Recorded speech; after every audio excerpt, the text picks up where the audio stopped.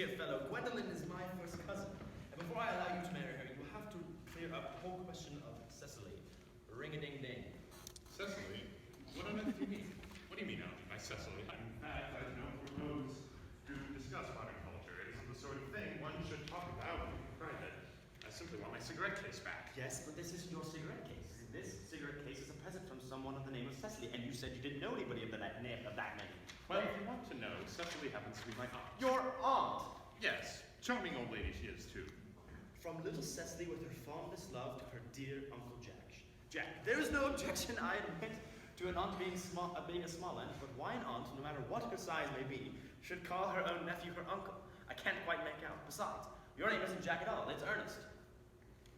It isn't Ernest, it's Jack. A moment, Ernest.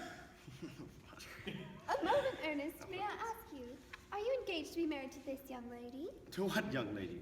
Good heavens, Gwendolyn! Yes, to good heavens, Gwendolyn. I mean, to Gwendolyn. Of course not.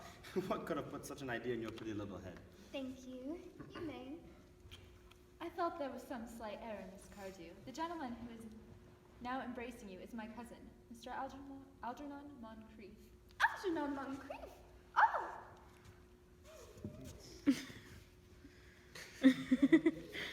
So hard to embrace with script. Are you called Algernon? I cannot deny it. Oh! Is your name really John? I could deny it if I liked, but I could deny anything if I liked. But my name certainly is John, and it has been John for years. A gross deception has been practiced on both of us. My poor wounded Cecily. My sweet wound, Gwendolyn. You will call me sister, will you not?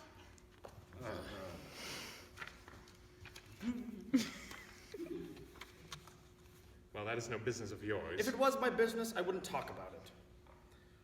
It's very vulgar to talk about one's business. Only people like stockbrokers do that, and then merely at dinner parties.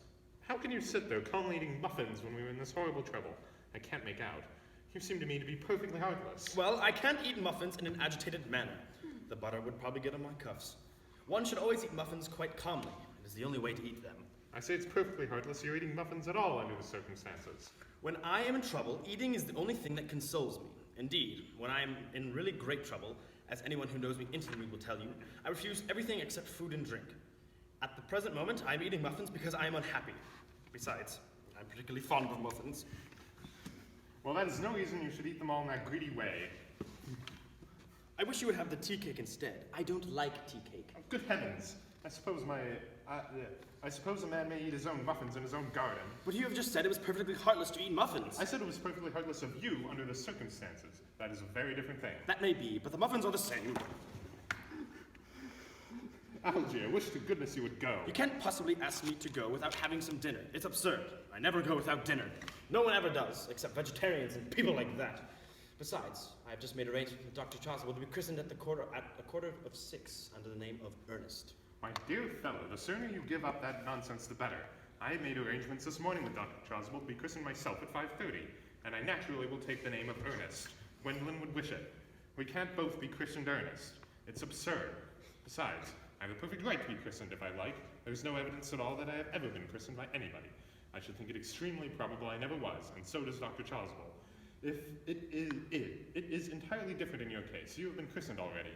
Yes, but I have not been christened for years. Yes, but you have been christened. That is the important thing. Quite so. So I know my constitution can stand it. If you're not quite sure about your ever have been christened, I must say that I think it rather dangerous you're venturing on it now. It might make you very unwell. You can hardly have forgotten that someone very closely connected with you was very nearly carried off this week in Paris by a severe chill. Yes, but you said yourself that a severe chill was not hereditary. It used not to be. I know, but I dare say it is now. Science is always making wonderful improvements in these things. Oh, that is nonsense. You are always talking nonsense. Jack, you're at the muffins again. I wish you wouldn't. There are only 2 left. I told you I was particularly fond of muffins. But I hate tea cakes. Why on earth, then, do you allow tea cake to be served up for your guests? What ideas you have of hospitality? Algernon, I have already told you to go. I don't want you here. I haven't quite finished my tea yet. And there's still 1 muffin left.